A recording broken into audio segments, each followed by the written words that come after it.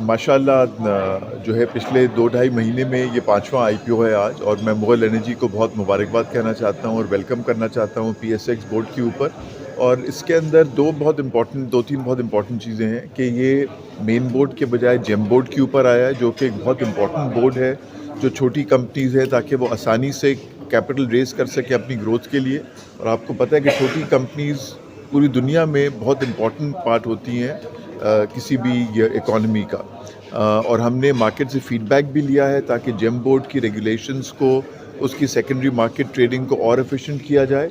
तो उससे I am hopeful कि और कंपनीज इसका एडवांटेज लेंगी। एक और चीज़ जो उन्होंने बहुत अच्छी की है, इन्होंने डे 1 से अपनी इंटेंशन को शो किया है कि ओवर टाइम ये जेम बोर्ड से ग्रेजुएट करके मेन बोर्ड के ऊपर आएंगे, जिस तरह कंपनी माशाल्लाह ग्रो होती रहेगी। उसके साथ साथ मैं LSE कैपिटल को भी वेलकम करता हूँ कि उनका ये पहला ऑफिशियल IPO है जो उन्होंने एडवाइज़ किया है, और माशाल्लाह बहुत सक्सेसफुल रहा है, 1.7 टाइम्स ओवर सब्सक्राइब रहा है। तो ये मार्केट के लिए बहुत अच्छी दिन है, एक दिन जिसमें सो जैम बोर्ड को और लिस्टिंग को बहुत मुख्तलिफ पर्पज़ के लिए इस्तेमाल किया जा रहा है। एक कंपनी ने अपनी जो अपनी डेट कॉस्ट है उसको कम करने के लिए इसको यूज़ किया। ये लोग अपने एनर्जी का मसला यहाँ पे आके सॉल्व कर रहे हैं। तो इट्स वेरी मल्टी फेसेड। आपको ये जी बिल्कुल, देखें ना, कैपिटल मार्केट्स तो कैपिटल प्रोवाइड करती हैं आपको अपनी ग्रोथ के लिए। तो जिस तरह आपने कहा कि इंटरेस्ट रेट्स अभी भी कल कम हुए, मगर अभी भी बहुत हाई लेवल के ऊपर हैं। तो जो ओवर लेवरेज कंपनीज हैं वो इक्विटी रेस करके अपनी हाई कॉस्ट बोरोइंग रीपे कर सकती हैं, जिसको एक्सपेंशन के लिए पैसा चाहिए।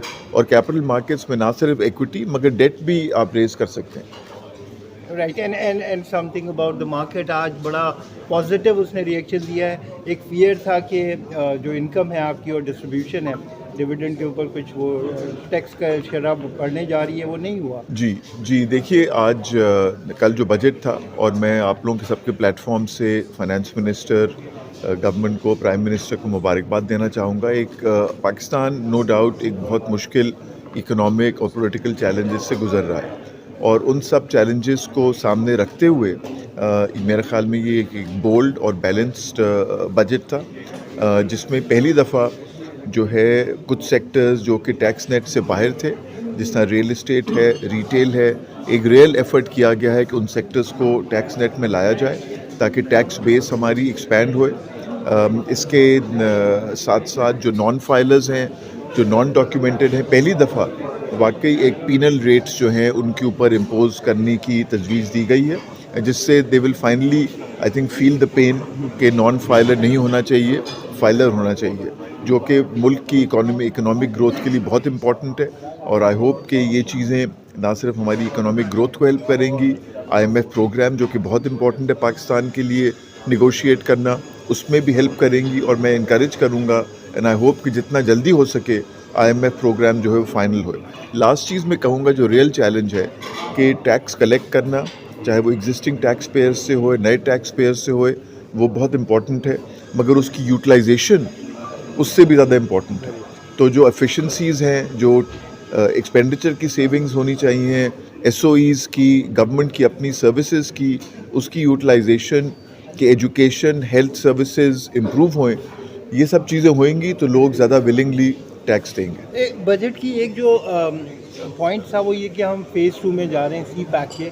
आपके पास भी जो है वो चाइनीज़ पार्टनर्स हैं, तो कैन वी एक्सपेक्ट कि यहाँ पे कोई चीज़ आपका रोल वहाँ पे भी हो सकता है? नहीं, बिल्कुल है, और हम CPEC कंपनी के साथ इन टच भी हैं।